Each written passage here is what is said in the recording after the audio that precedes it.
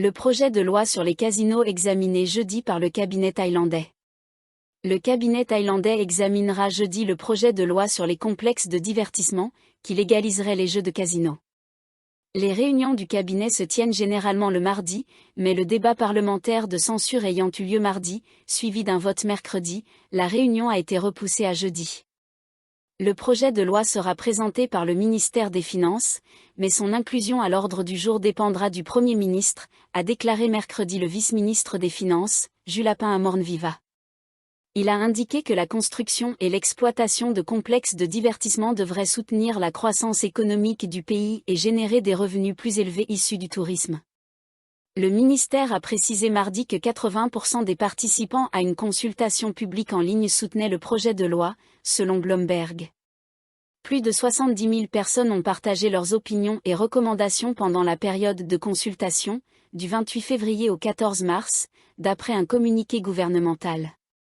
Ces résultats contrastent avec un autre sondage d'opinion, qui révélait que la majorité de la population s'inquiète des effets négatifs de la légalisation des jeux d'argent. La Thaïlande, qui dépend fortement du tourisme, vise à adopter cette année cette loi controversée pour attirer davantage d'investissements étrangers et augmenter les recettes fiscales, tout en luttant contre les jeux illégaux. Mais cette initiative est critiquée par l'opposition et les groupes de lutte contre l'addiction aux jeux. Selon eux, les casinos profiteront principalement aux grandes entreprises et aux investisseurs étrangers. Le Parti du peuple a rappelé, lors du débat parlementaire de cette semaine, que la légalisation des casinos ne figurait pas dans les promesses électorales du parti Pheu Thai. Le parti a également averti que cette politique pourrait nuire au secteur touristique thaïlandais si la Chine décourage ses citoyens de se rendre en Thaïlande en raison de la légalisation du jeu. Julapun a précisé que le ministère des Finances avait préparé le projet de loi pour l'inclure à l'ordre du jour du cabinet la semaine dernière, après l'avoir soumis à l'avis des agences concernées. Toutes les agences consultées ont exprimé leur soutien, estimant que le projet contribuerait à la croissance économique du pays. Si le projet de loi est discuté et approuvé jeudi, le gouvernement le soumettra ensuite à la Chambre des représentants pour examen, a ajouté M. Julapun. L'objectif de ce texte est de promouvoir et réguler le développement de complexes de divertissement intégrés répondant aux normes, soutenant un tourisme durable et favorisant les investissements dans le pays, selon le ministère. Une femme brandit une pancarte « Ne laissez pas le casino s'emparer du pays », tandis qu'une autre protestataire tient un panneau « Non au casino » lors d'un rassemblement près du pont Chamé-Maruchet, devant le siège du gouvernement, le 11 mars. Les opposants estiment que la légalisation des casinos encouragerait le jeu et entraînerait une détérioration sociale.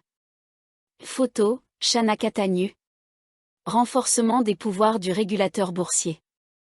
Par ailleurs, M. Julapun a annoncé que le ministère proposerait un projet de modification du décret d'urgence, accordant davantage de pouvoir à la Commission des valeurs mobilières, SEC, pour superviser les investissements en bourse.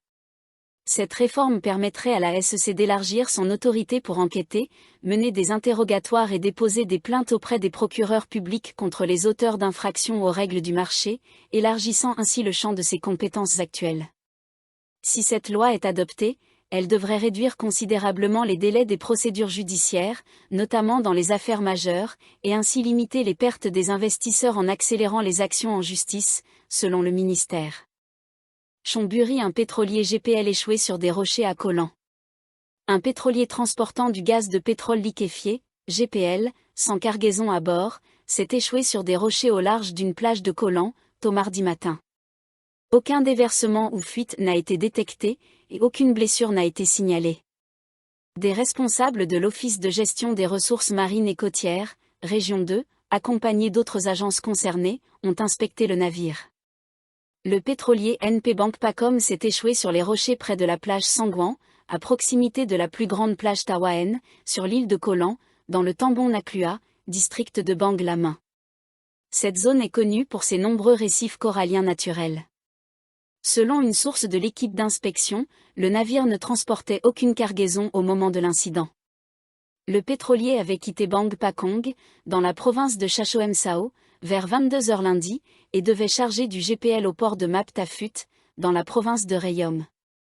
Le propriétaire du navire, SC Group Holding, a déclaré que l'échouement avait eu lieu vers 2 h 25 mardi matin. Dans un communiqué, l'entreprise a exprimé ses regrets et a reconnu l'entière responsabilité de l'incident, qu'elle a attribué à la négligence de l'équipage de car. Nous sommes prêts à coopérer pleinement avec les agences concernées pour enquêter sur l'incident et suivrons toutes les procédures légales, a indiqué l'entreprise. Des inspecteurs du Centre des ressources marines et côtières du Golfe de l'Est examinent actuellement les récifs coralliens touchés. Des poursuites seront engagées si des dommages sont constatés, selon un responsable.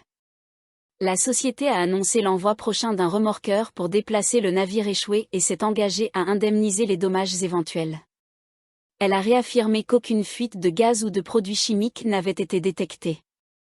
Le pétrolier NP Bank Pakong a été retrouvé échoué sur les rochers de la plage Sangwan, sur l'île de Koh Lan, dans le Tambon Naklua. Aucune fuite de gaz ou de pétrole n'a été signalée, et l'incident n'a fait aucun blessé. Une colonelle à la retraite et une docteure arrêtée pour détournement présumé de médicaments à hauteur de 60 millions de bahts. La police a arrêté une colonelle à la retraite et une médecin de l'hôpital général des anciens combattants, soupçonnés de détournement de fonds via la revente de médicaments prescrits en excès, pour une valeur estimée à environ 60 millions de bahts.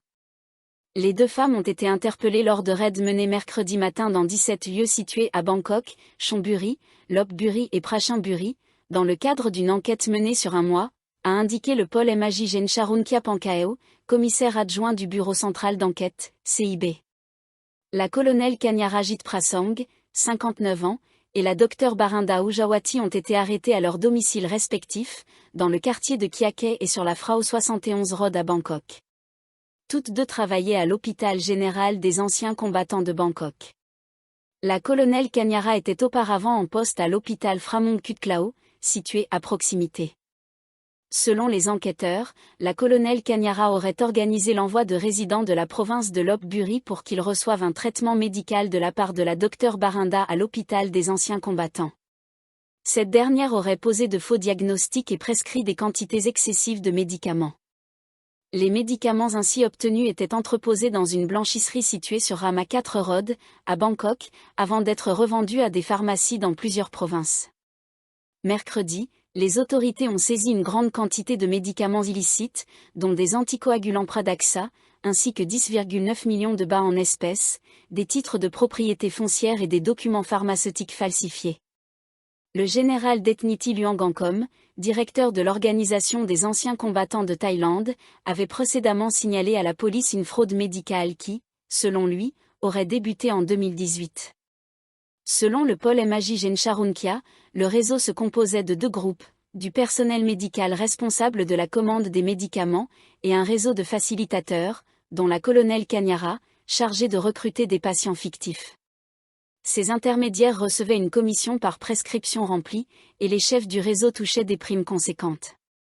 L'enquête a révélé que le stratagème consistait à prescrire frauduleusement des médicaments coûteux, notamment pour des maladies chroniques, souvent d'origine étrangère, et à les revendre avec un profit important. Les enquêteurs ont découvert que la docteure Barinda était à l'origine de près de 29% des commandes de médicaments passées à l'hôpital au cours des 7 dernières années. Par ailleurs, 6 des 11 pharmacies inspectées seraient potentiellement impliquées dans des activités illégales, notamment la vente de substances réglementées sans pharmacien agréé présent. Un bâtiment non autorisé a également été identifié comme opérant comme pharmacie illégale.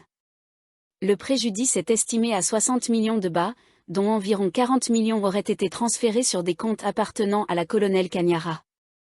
Les 6 autres suspects arrêtés sont Sompraj Kantaworn, 49 ans. Capitaine Fawana Kantaworn, 49 ans. Suri Tiranuti, 50 ans. Sompon Kitcharo Anfezal, 53 ans. Tinakorn Chammuan, 49 ans. Apigna Georgiara, 56 ans. 4 autres suspects ont été convoqués pour être informés des charges retenues contre eux.